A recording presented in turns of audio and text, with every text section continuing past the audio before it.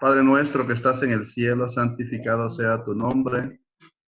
Gracias, Señor, por esta noche hermosa, Señor, en que nos hemos reunido a través de los medios electrónicos, Señor, pero con el propósito especial, Señor, de escuchar eh, tu palabra, Señor, a través de nuestro hermano Luis Betanco. Sabemos, Señor, que en este momento estamos con la necesidad, Padre, de escuchar tu palabra, y es por eso que estamos agradecidos, Señor, y te pedimos, Padre, que tú puedas bendecir al hermano que trae el mensaje de este momento, que tú puedas bendecirlo, Señor, y a que nosotros también podamos ser bendecidos con tu palabra y que podamos ser edificados, Señor. Te lo pedimos, Señor, en el nombre de nuestro Señor Jesucristo. Amén. Amén. Vamos a pedirle por favor a todos que traten de mantener los micrófonos apagados, porque cuando el predicador está hablando y alguien lo activa, entonces hay interrupciones. Por favor, tratemos de mantenerlo apagado el micrófono. El tiempo es suyo, hermano Luis Betanco. Muchas gracias, hermanos. Un gusto saludarlos. Recuerdo algunos de los nombres. Es un placer estar con ustedes compartiendo. Reciban saludos de los hermanos también acá. Y hoy, en esa noche, quisiera que estudiáramos en el Evangelio según San Lucas, el capítulo 15, las tres parábolas que el Señor combina en respuesta a una crítica que le estaban haciendo los fariseos y los escribas que estaban murmurando de su conducta. Hay un escritor de apellido Meyer que dice que Jesús es un judío marginal. Antes de seguir, hermanos, ¿cuántas horas tenemos? ¿Una media hora, 40 minutos? ¿Alguien que me diga? ¿Cuánto tiempo tenemos para así más o menos ajustarnos? Aquí en Honduras estamos en cuarentena. O sea, oficialmente tenemos 45 minutos, pero si nos pasamos, vamos bien. Ok, gracias. Ok, entonces esta es una reacción, una respuesta de parte de Jesús a la crítica que están haciendo, y dice en el verso 1 en adelante: se acercaban a Jesús todos los publicanos y pecadores para oírlo, y los fariseos y los escribas murmuraban diciendo: este recibe a los pecadores y come con ellos. Entonces le refirió esta parábola diciendo, les decía que hay un escritor que decía que Jesús en un título es un judío marginal, porque se refiere a la idea de que Jesús no encajaba necesariamente en ninguno de los grupos minoritarios ni de los mayores en cuanto a sus posturas, ¿no? En cuanto a lo que enseñaba.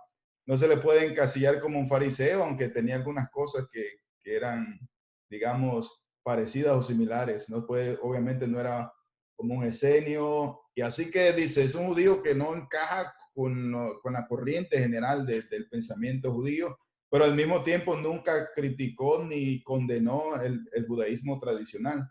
Jesús mismo dice que los fariseos se sentaban en la cátedra de Moisés. Quizá lo que más el Señor critica es su corazón, no tanto así sus posturas teológicas. Sabemos que varios fariseos se arrepintieron y que lo siguieron o que creyeron en él: Nicodemo, José de Arimatea, Pablo, y también al menos el gran Rabán Gamaliel dijo algo positivo del movimiento cristiano. En otras palabras, este problema que se estaba dando es porque Jesús actuaba de una manera que no lo haría cualquier profesor o rabino o maestro de la época. Él hacía cosas que los demás no harían, que un profesor no haría. Es como que si alguno de nosotros de pronto se entrara a predicar a un bar, ¿no? A un restaurante de noche, y me van con mi Biblia bajo el brazo. Es algo que no se nota, no se ve. Entonces Jesús tenía conductas que a ellos no les agradaba y que no llenaban las expectativas de ellos. Y una de esas era juntarse con los publicanos y con los pecadores. Los publicanos eran la cadena o en la escala de aquellas profesiones que ellos repudiaban, porque un recaudador de impuestos en una Palestina ocupada por los romanos, así que tenía un odio visceral por los publicanos.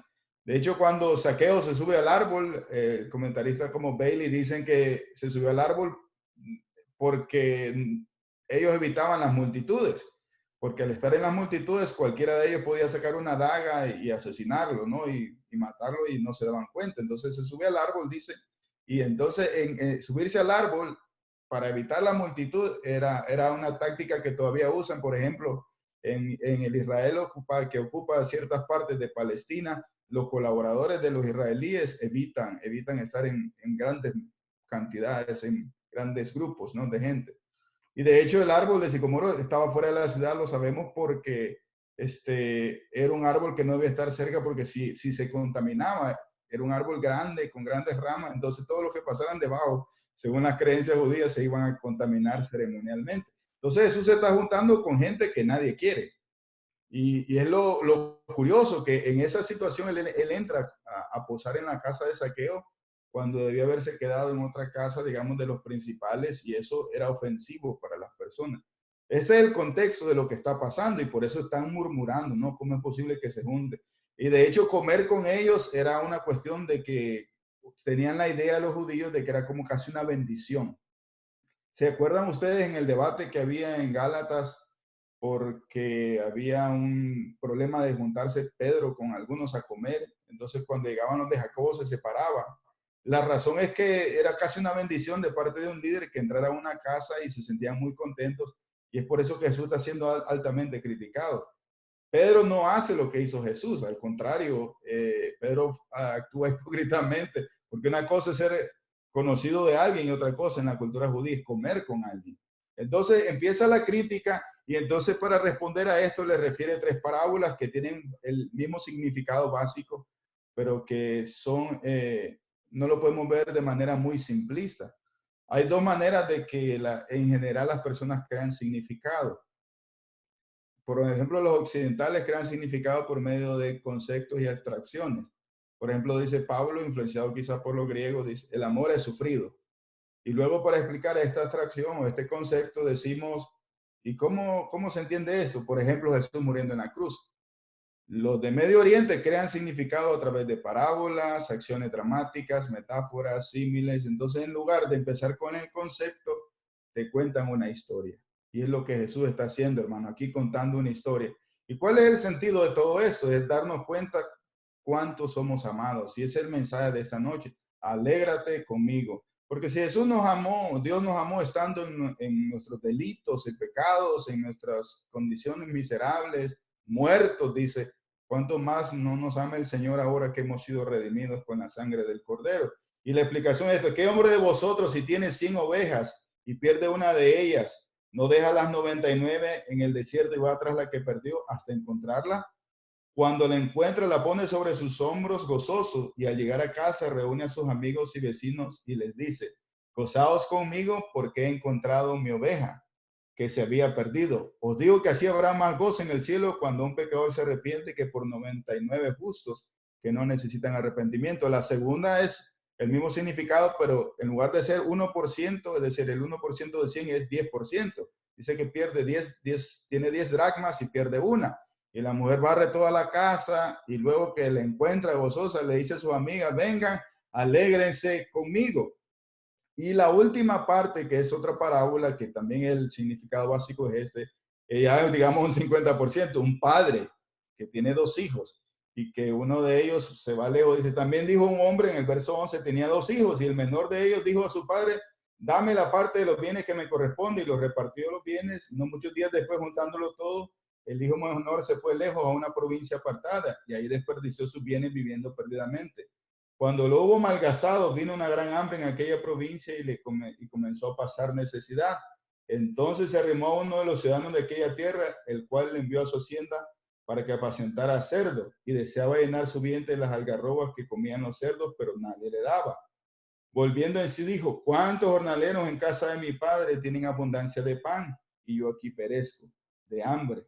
Me levantaré, iré a mi padre y le diré, he pecado contra el cielo y contra ti, ya no soy digno de ser llamado tu hijo, hazme como uno de tus jornaleros. Y luego seguiremos leyendo el resto de la historia. ¿Qué es lo que sucede en principio? Ahora Jesús toma más tiempo y explica vamos a tratar de explicar esta última parte de las parábolas. En primer lugar, dice, hay un padre que tiene 2 hijos y en las culturas de Medio Oriente han cambiado de idioma, hermanos, y han cambiado de religión, pero los patrones sociales y culturales y ceremoniales siguen siendo los mismos. Así que es importante entender la cultura, porque aunque la palabra de Dios es para todas las culturas, vino y fue entregada en una cultura, digamos, una cultura de Palestina y de Medio Oriente. Entonces tenemos que entender cómo ellos entendían esta historia y cómo la aplicaban para así nosotros hacer una aplicación que sea más o menos correspondiente a lo que ellos entendieron. Es bien difícil a veces con nuestra forma de pensar de Occidente ver todos los detalles y la riqueza de la palabra, pero voy a hacer el intento de que ustedes, o explicarme, ¿no? Mejor en este sentido. Así que dice, cuando le dice, dame todo lo que tiene, esa es una frase que en Medio Oriente se usaba mucho y prácticamente es el deseo de un hijo que su padre se muera. Prácticamente estaba diciendo el hijo, muérete ya. Hay una cuestión de que los padres de Medio Oriente se sienten tan orgullosos de un hijo bueno que le dicen, tú eres el que me vas a enterrar, como dando a entender de que tienen una alta estima por ese muchacho. Que él pidiera una herencia es algo que un hijo de Medio Oriente no haría.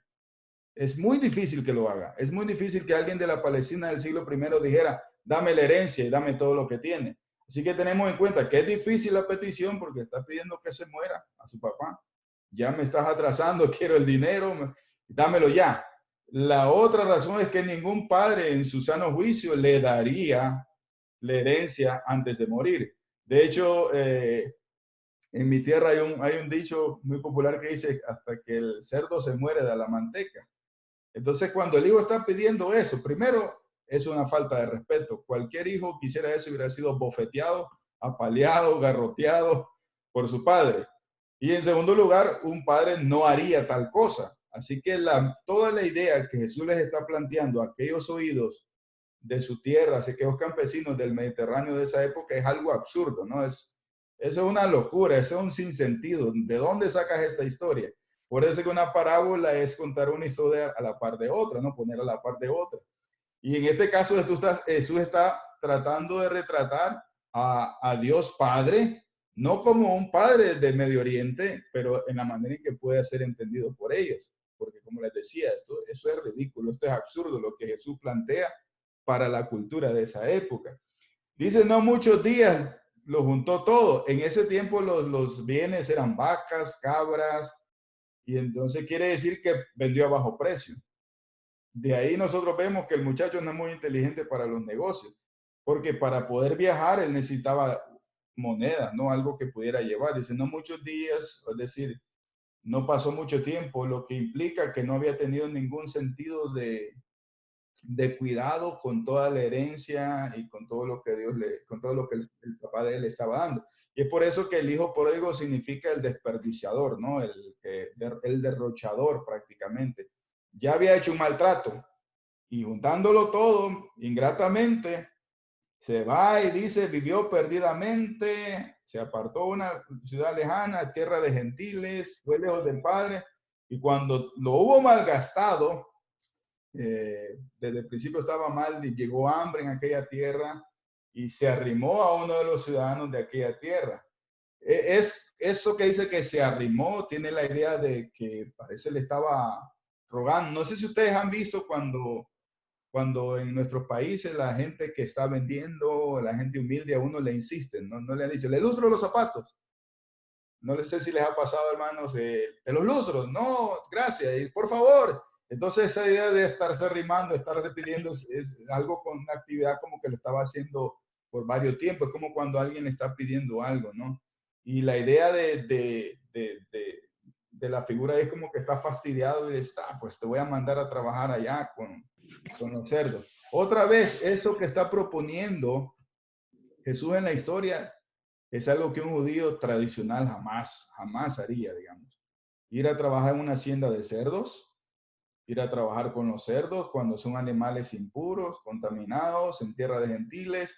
Y lo que Jesús busca expresar es cuán bajo había caído el muchacho de la historia. Y también nos ilustra cuán bajo puede caer una persona en el pecado, es decir, había tocado fondo, había llegado al punto de vivir entre los cerdos, de estar con los cerdos, tener hambre y prácticamente había perdido toda su dignidad, había perdido todo el aprecio por su familia, había perdido, digamos, el respeto a sí mismo y había llegado al extremo que deseaba comerse la misma comida comían los cerdos. El proverbio que también usa Pedro, ¿no? El perro vuelve a su vómito y la puerca la va a revolcarse en el cieno. Esas son figuras de dos animales detestables en la cultura judía, los perros y los cerdos. Es por eso que puede ser chocante cuando Jesús dice, no es lícito dar el pan de los hijos a los perritos, no a los perros. Entonces el muchacho está arruinado, ha tocado fondo, ha vivido perdidamente. No sabemos qué tipo de actividad había hecho, pero la historia simplemente describe que había tocado fondo como ser humano y se había irrespetado a sí mismo al punto de que deseaba llenarse, dice en el verso 16. Y hace una reflexión, dice, ¿cuántos jornaleros en la casa de mi padre pues viven mejor que yo? Y establece un plan. Me levantaré e iré a mi padre, y establece un plan en su mente, dice, y le diré, Padre, he pecado contra el cielo y contra ti, ya no soy digno de ser llamado tu hijo. Entonces se levantó y se fue a su padre. Cuando aún estaba lejos, lo vio su padre y dice que su padre fue movido a misericordia. Y corrió y se echó sobre su cuello y le besaban. Y ahora imagínense ustedes el largo viaje, el retorno del muchacho, el olor que podía haber llevado, el conflicto, ¿no? de enfrentarse a su padre. Él tiene un plan en mente. ¿Qué sucedía cuando un muchacho de estos, que casi nunca sucedía, como les decía, era algo absurdo, pero que si pasaba era muy extraño? ¿Qué pasaba cuando un muchacho volvía a su aldea viniendo de una vida como la que éste tenía? No sé si ustedes se han fijado que cuando, por ejemplo, cuando uno vuelve de Estados Unidos y va y le avisa a la familia que va a llegar, yo casi por eso no les digo, porque van muchos a veces y no se trata, no importa que fueran muchos, sino que puede ser peligroso, ¿no? A veces van en camionetas y lo van a recibir a uno, ¿no? Entonces es un evento extraordinario, ¿no? Van a ver recibirlo, todos están ahí esperándolo, pero ¿qué pasa cuando el que regresa es un pródigo? Es alguien que derrochó, que respetó a su padre, que le deseó la muerte, alguien que no se respetó a sí mismo. Lo que sucedía es que muchas veces el muchacho se quedaba fuera de la aldea y venían los muchachos del pueblo y venían los de la aldea y si es una persona importante lo salían a recibir al pueblo. ¿Se acuerdan ustedes de Jesús otra vez cuando va entrando a Jericó? Entonces va la multitud, lo encuentra y entonces Lucas dice que sana al ciego, ¿no? Bartimeo creo que es, lo sana entrando, otro saliendo, dice, no recuerdo cuál de los evangelios lo pone así, pero la idea es que hay una comitiva que sale a recibir a Jesús porque es un maestro importante. En este caso, los que saldrían a recibir al muchacho son los que daban la disciplina. ¿Se han visto ustedes cómo en India están aplicando la cuarentena? Que el que anda en la calle le dan un garrotazo y le dan palo.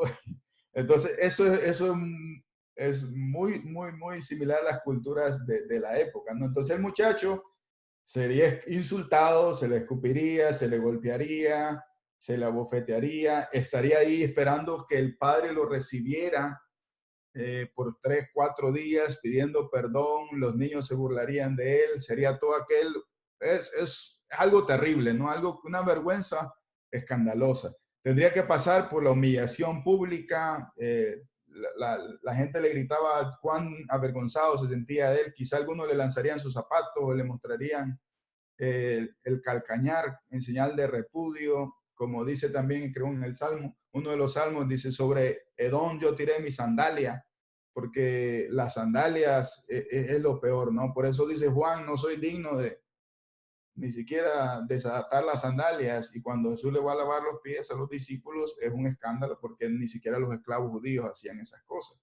Entonces, todas estas cosas, insultos, humillaciones, tendría que pasarlas, y en la forma de retribución de la ley era así. Le decían los judíos a sus hijos del primer siglo, no te dediques a ser publicano ni a ser pastor. Como una idea de tan bonita en el Antiguo Testamento aplicada a Dios en el Salmo 23 había cambiado? Pues porque ellos decían que los pastores andaban en territorios de gentiles y se contaminaban, y si se les comían una oveja, entonces indicaba que tenían que pagarla. Y si no la pagaban, entonces no se les podía perdonar. Entonces el sistema de retribución y de perdón era este. Tenía que pagar por lo que él había desperdiciado. Por eso dice, voy a ir a mi padre, le voy a decir que me reciba como uno de sus jornaleros y prácticamente pagar lo que me gasté. Y luego de que pagara, entonces se habría una reconciliación de padre e hijo. Entonces, esta es la idea de la bienvenida, digamos, entre comillas, que recibiría este muchacho. Pero, ¿qué hace el padre? El padre dice que lo ve a distancia y así nos vio el Señor, hermanos, cuando estábamos en nuestros delitos. Nos ve a distancia y dice que corrió, y otra vez en la historia de Jesús esto no tiene ningún sentido. Porque para correr en ese tiempo tenían que recogerse los vestidos. Y mostrar los pies era humillarse a sí mismo. Era prácticamente mostrar las partes del cuerpo, era algo vergonzoso. A Jesús dice Mateo 27, 28 que lo desnudaron y le pusieron un manto escarlata. Y luego él dice, repartieron sobre sí mis vestidos y sobre mi ropa echaron suertes. Desnudar a una persona era una humillación. Solo mostrar las piernas era una humillación de parte del Padre. Y la otra idea, correr. Las personas en Medio Oriente todavía hoy, cuando usted cumple 25 años, ya no corren. Eso es irrespetarse a sí mismo. Eso no lo hacen. Ustedes ven que nosotros jugamos fútbol, zapateamos, aquí hacemos estas cosas, pero en Medio Oriente no lo hacen. Nadie después de 25 años es visto con seriedad si anda corriendo en las calles.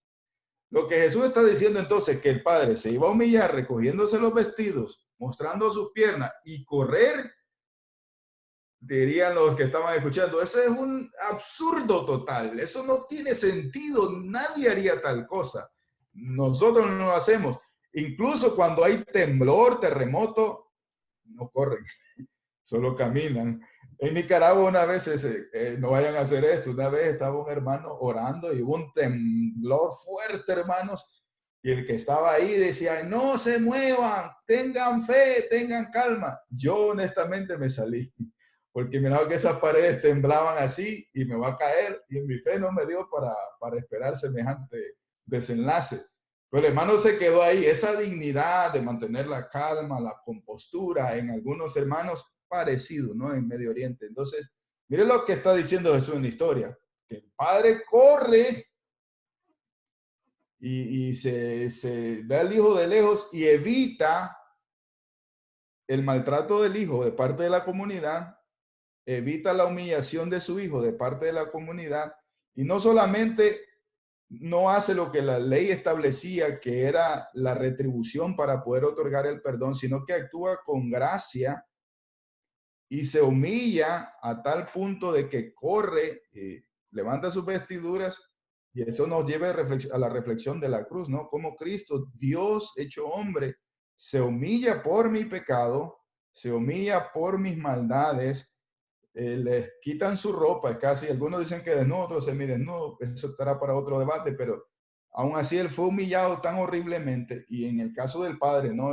Digamos que corre en la figura de que estamos hablando, corre el Padre, se abraza al Hijo, empieza a besarlo, y ahí la idea del verbo es que lo besaba mucho, lo besaba mucho y lo besaba mucho, y le da la bienvenida, está súper contento, y entonces ahí entendemos que Jesús está retratando a Dios Padre, no como un padre de Medio Oriente, sino como alguien superior y que va más allá de lo que esperaba la ley, y nos muestra su gracia al punto de que Él toma todo este tipo de humillaciones y se echó sobre su cuello, y el hijo dijo, Padre, he pecado contra el cielo y contra ti, ya no soy digno de ser llamado tu hijo, pero, ahí en la narrativa de Lucas dice, pero, como que hay una interrupción.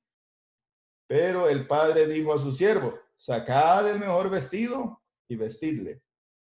Poned un anillo en su dedo y calzado en sus pies. En ese tiempo los esclavos no usaban zapatos. Otra vez, pongan un buen vestido, el símbolo, ¿no? de la desnudez representada del pecado, ¿no? El pecado trae vergüenza, el pecado expone. Pero el padre le da el anillo que posiblemente era el anillo familiar, que pasaba a veces de padres a hijos era el con que algunas veces los grandes señores o los terratenientes o los hombres ricos se llaman sus negocios y le da el anillo a su hijo y le da todo el estatus que él mismo había perdido. Le restablece la relación, no solamente lo perdona, sino que se reconcilia con él y le pasa por alto la deuda que tiene. Este acto del padre es un acto de gracia y el muchacho pues ya no sigue diciendo eso y no solamente lo viste, lo calza y le pone el anillo, sino que hace una fiesta, lanza una tremenda fiesta, maten el becerro gordo y dice algo muy hermoso, ¿no? Y matadlo y comamos y hagamos fiesta porque este mi hijo muerto era y ha revivido, se había perdido y es hallado y comenzaron a regocijarse. Y miren qué bonito. Aquí, hermanos, usualmente se llama crítica de la retórica, se hacen 8 estrofas, ¿no? En toda la narrativa que está teniendo Lucas, en el original hay 7. Parece como que la historia queda, continuará. ¿Ustedes han visto esas películas? La historia continuará. Y vamos a ver por qué Lucas solo deja 7 estrofas en lugar de las 8, que era el patrón común de ese tipo de historias. Y entonces viene el hijo mayor. Y el hijo mayor en la historia, ¿quiénes son, hermanos? ¿Quién me ayuda? ¿Quiénes creen ustedes que era el hijo mayor? ¿Quién podría ser? Acuérdense que quienes estaban criticando al Señor y murmurando de él. El menor es la humanidad perdida, ¿no? Que anda en pecados y en cosas malas. Y el mayor, entonces, ¿quién es? Pues, ¿creen ustedes que serían los publicanos que están escuchando, los fariseos que están escuchando la parábola, los escribas? Puede ser, ¿no? Porque el mayor llega y al regresar al campo y a la casa dice, ¿qué es esta bulla? ¿Qué está pasando, no? Acuérdense que los de Medio Oriente crean significado con acciones dramáticas, historias. ¿Y qué está pasando? Y tampoco la historia es de estar dando cada detalle simbólico, ¿no? Pero es culturalmente hablando este es el significado. ¿Y qué está pasando? ¿Qué está sucediendo? Bueno, que tu hermano que estaba muerto volvió, tu hermano menor ha vuelto y entonces se molestó. Y mataron el becerro gordo, le dicen. Y hay una fiesta y una alegría, pero él se queda de lejos escuchando la situación. En el momento que los fariseos están escuchando la parábola, entienden de inmediato que el doble mensaje es para ellos. Ellos están entendiendo de inmediato la parábola. Y en este sentido, ellos, el hijo mayor, pues se molesta y le hace el reclamo. Yo todo este tiempo te he servido, te he sido fiel y ni un cabrito me has dado para gozármelo con mis amigos. Y le dijo él, dice que le rogaba al padre que entrara y le rogaba. Salió por tanto su padre en el verso 28 y le rogaba, es decir, varias veces, ¿no? Es como, no solo una vez le dijo, sino que le estaba diciendo varias veces, entra, hijo, entra, vente, tu hijo menor que estaba perdido volvió y gracias a Dios está vivo y lo tenemos sano y sano. Y todo el dinero que se despilfarró sinvergüenza, me imagino, en la historia, ¿no? Que Jesús está, digamos, creando. Entonces, todos estos años te sirvo y ni un cabrito me dice, pero cuando vino este hijo tuyo que ha consumido tus bienes con rameras, has hecho matar para él el becerro gordo. Entonces él le dijo, tú siempre has estado conmigo y todas mis cosas son tuyas. Pues era necesario hacer fiesta y regocijarnos porque tu hermano estaba muerto, ha revivido, se había perdido y ha sido hallado. Y ese es el problema de los fariseos. No entendían que la gracia de Dios había de extenderse a incluso a los publicanos, incluso a los pecadores, que la gracia del Señor no se limitaba a las clases sociales y religiosas ni a su entendimiento de las escrituras. El problema de los fariseos es que tenían una mente cerrada en cuanto a esa gracia que se iba a dar al mundo. Incluso los discípulos, cuando el mensaje de salvación llega a otros lugares, dice cuando es enviado a Cornelio, Pedro en la visión que tiene y que se le comiera de todo tipo de animales y mata y come. Y él dijo, ninguna cosa inmunda o común jamás he comido, en referencia a que la salvación también era para los gentiles. Él llega a casa de Cornelio y dice, ustedes saben cuán abominable es para un judío entrar en casa de los gentiles. Entonces, la misma idea de que la salvación era para los gentiles es algo que los discípulos en principio no habían entendido. Es por eso que cuando Jesús hace su viaje fuera de Galilea y va hacia Tiro, hacia Sidón, y entonces va a esta zona y prácticamente le ayuda a aquella pobre mujer sirofenicia.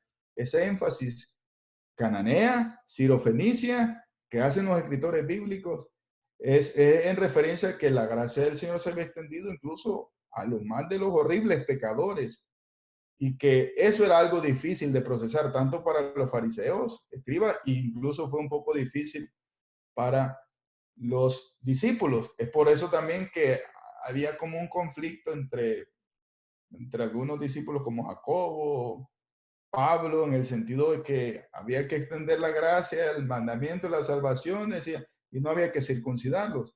Esto también les creaba conflicto a estos discípulos.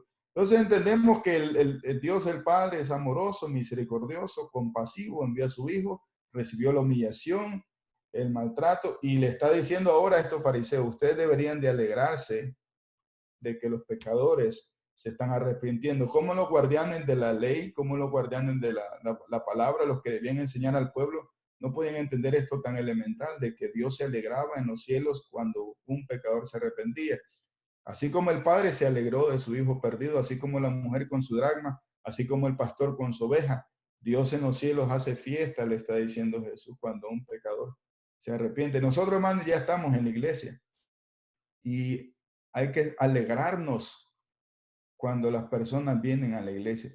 A veces sucede, hermanos, que ustedes ven que el predicador le pone mucha atención al nuevo que llegó, al hermanito tierno. Y entonces a veces yo me ponía celoso, ya tengo 2, 3 años aquí en la iglesia y ya nadie casi me atiende tanto. Y estos que son pecadores, que no se han bautizado, ahí siempre los andan cargando. Y esas son aplicaciones que uno puede tener en la iglesia hoy. Nosotros deberíamos ser los primeros en alegrarnos, en gozarnos y en prestar la atención a aquellos que están volviendo a la vida. Pero lo hermoso de todo eso, hermano, es que si esto hizo Dios cuando estábamos muertos en pecados y en delitos, ¿cuánto más Dios no hará cuando ya hemos sido redimidos?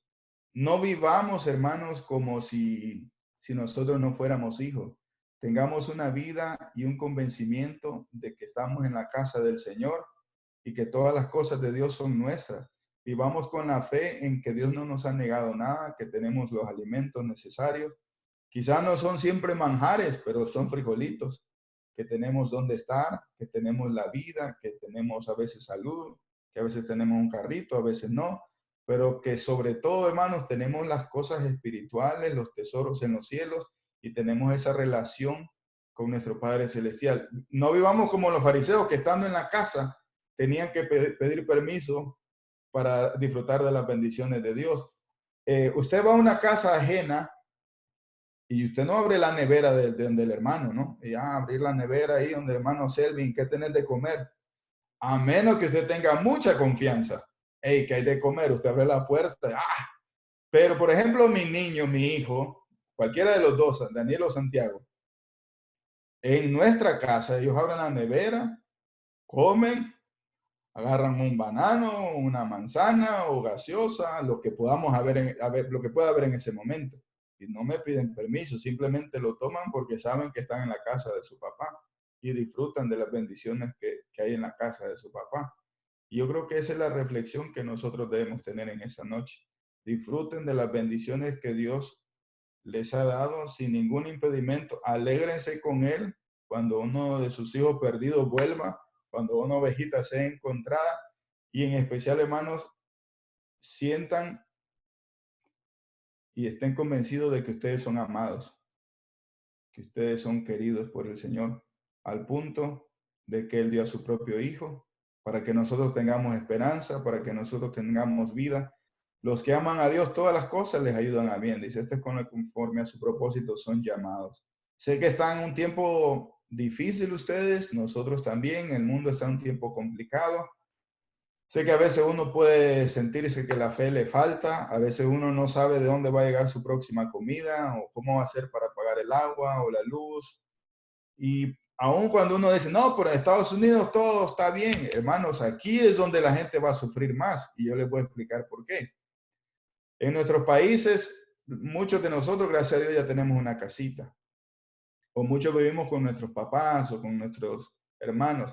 Aquí la mayoría de la gente está pagando sus casas, está pagando sus carros, tiene que pagar seguro de salud. Y cuando usted se enferma y no puede hacer esas cosas, pierde su casa, pierde su carro, pierde seguro de salud, pierde todo. Yo, por ejemplo, en mi país, en Nicaragua, nadie está pagando una casa. Todos ya tienen una, aunque sea humilde, aunque sea pequeñita.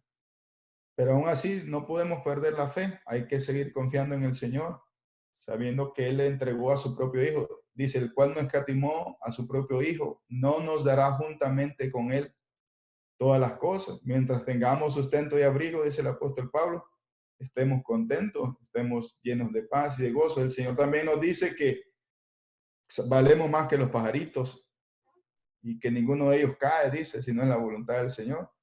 Si Dios alimenta a los pajaritos y viste las hierbas del campo, dice, como ni Salomón se vistió, ¿no hará con nosotros lo mismo, hombres de poca fe? Así que no se afanen por lo que va a pasar mañana, por lo que hemos de beber o que comer y todo lo demás.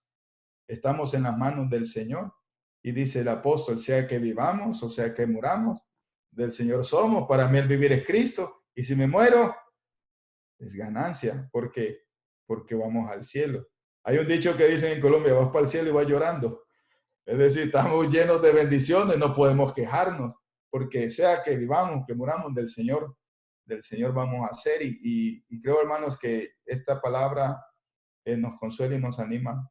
No sé si tienen alguna pregunta, algún comentario, tomen confianza en el amor del Señor y yo les agradezco su tiempo y la bendición que me han permitido de compartir este poquito de enseñanza con todos ustedes. No sé si hay pregunta, hermano. Gracias, hermano Luis. No sé, las preguntas quedan abiertas para si las pueden hacer por el chat o pueden activar su micrófono. O comentarios también si tienen, hermano. Agárralo vos para que le...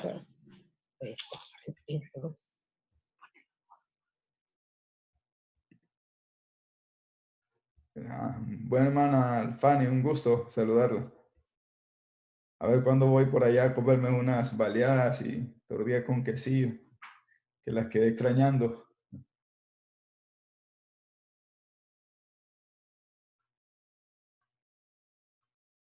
Bueno, si no hay más, hermanos, muchas gracias. Dios me los bendiga. Un placer y se me cuidan mucho.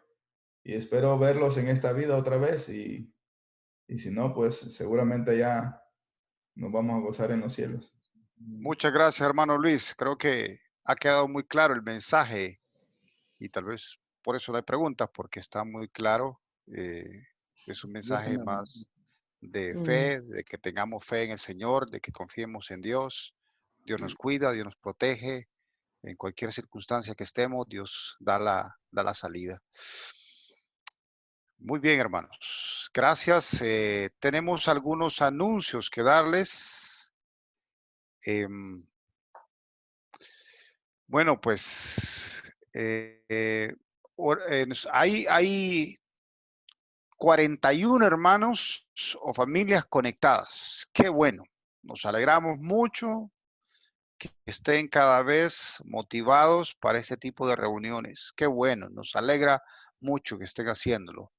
Tenemos hoy, Leonel Quiroz nos está compartiendo hoy, está con nosotros, acompañando, mejor dicho, desde Nicaragua. Y qué bueno, Leonel, tenerte con nosotros aquí y esperamos pues que continúes uniéndote a este tipo de reuniones que estamos teniendo de forma virtual.